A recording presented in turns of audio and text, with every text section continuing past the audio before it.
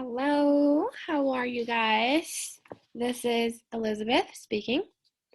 And for this presentation, I'm going to talk about FRIDA KAHLO, which I think most of you guys, or as an art major facility, might heard of her, and I'm pretty excited to talk about her.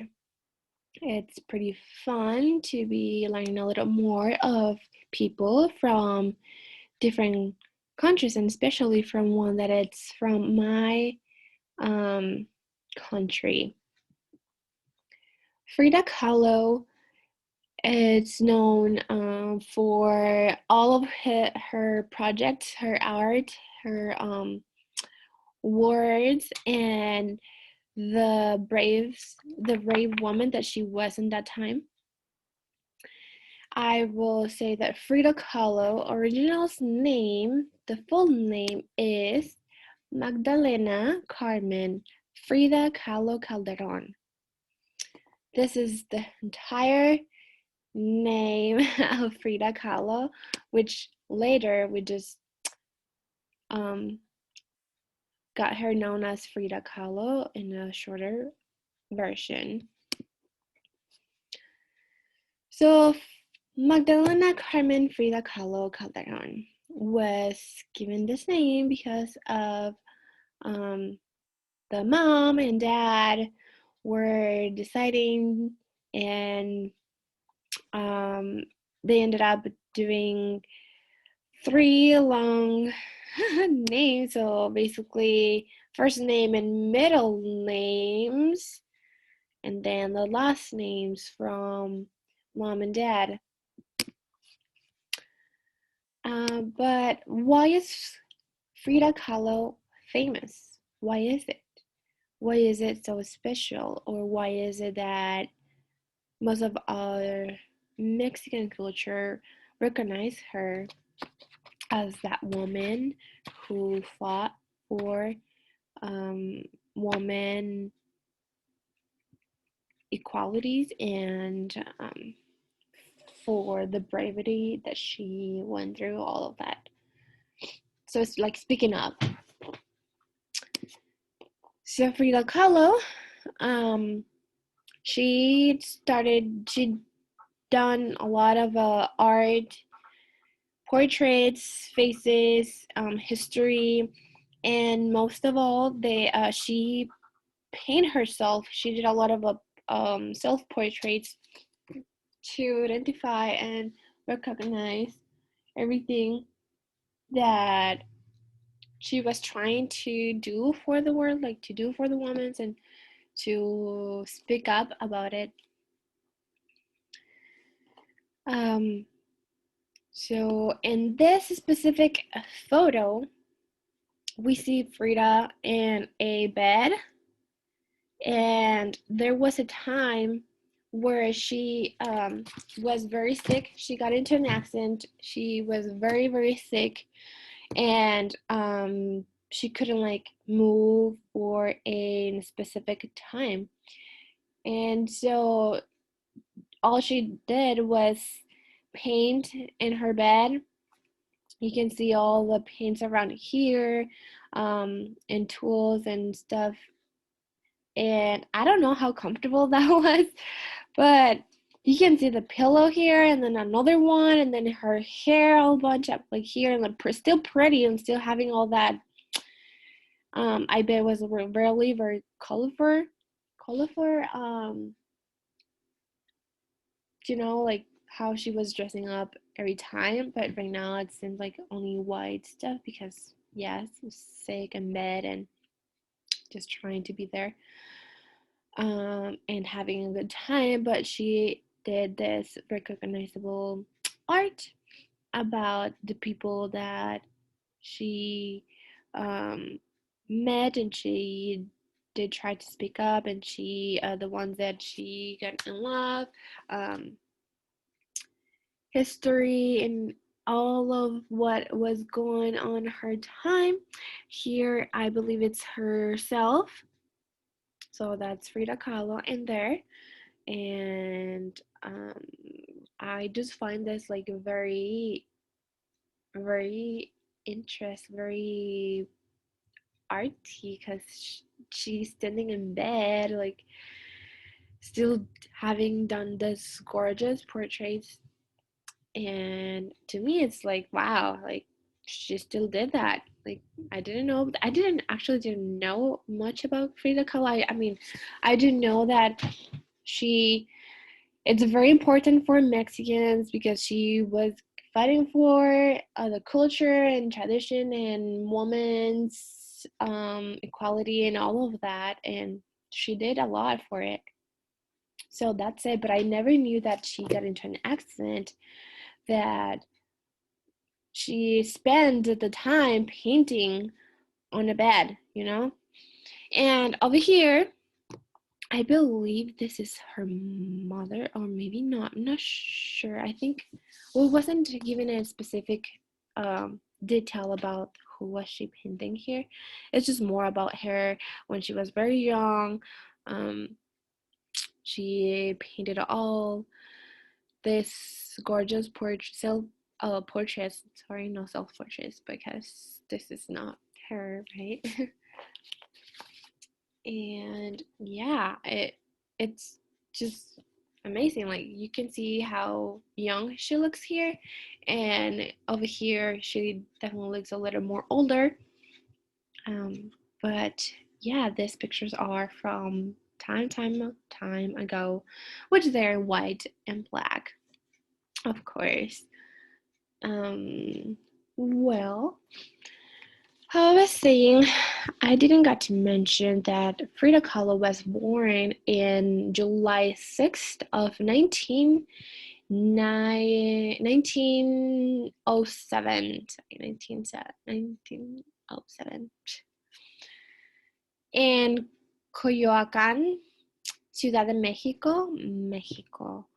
Honestly, I don't really know where is Coyoacán, but I know where is Ciudad de Mexico, so Coyoacán must be a little hometown from Ciudad de Mexico, so Mexico City, in a little hometown over there, part of Mexico City.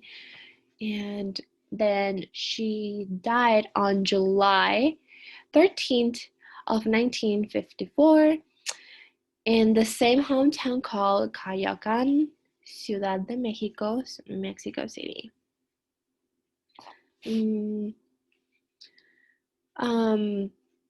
Well, she studied at the German school and the National Preparatory School in Mexico City. She was a painter teacher at the School of Plastic Arts and a member of the Mexican Culture Seminar. Magdalena Carmen Frida Kahlo, which is her whole name, was a Mexican painter,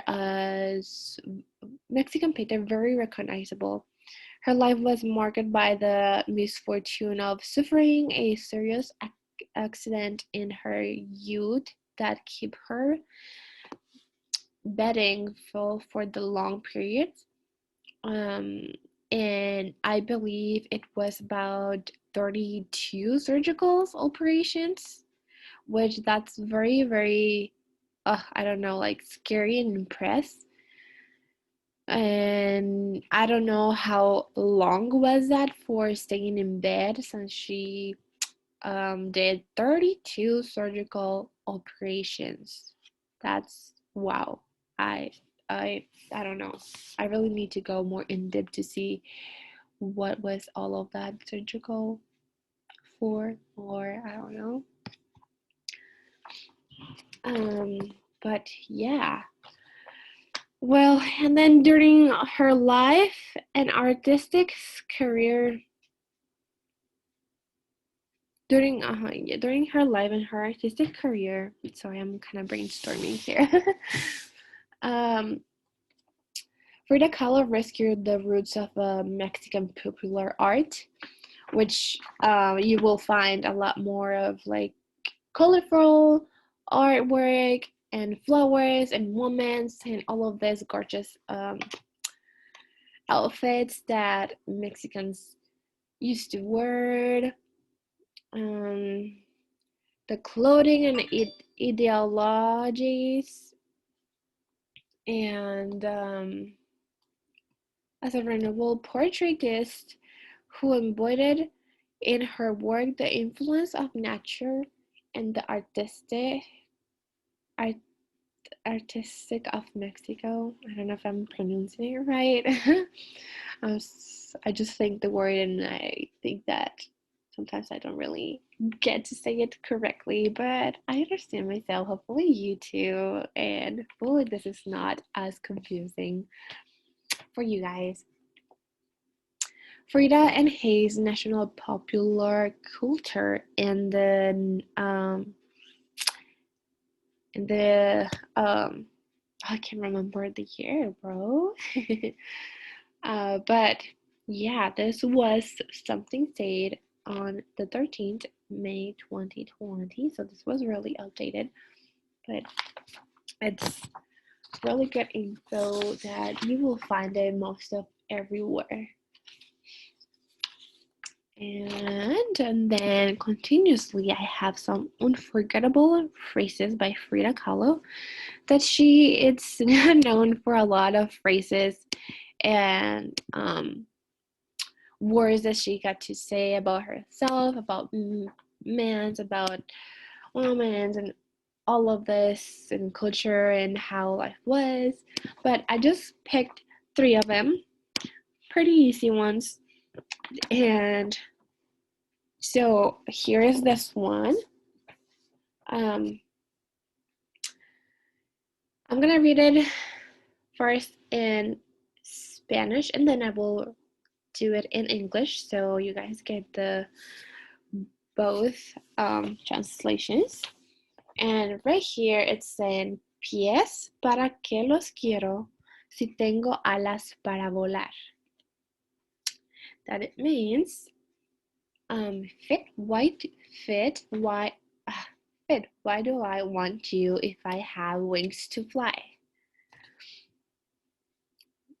This is always a good phrase to say when you are like really encouraging someone or like yourself, and you're some like struggling to do it, but like you don't know if you will need someone to take you there, like to push, to give that little push, or to like keep going.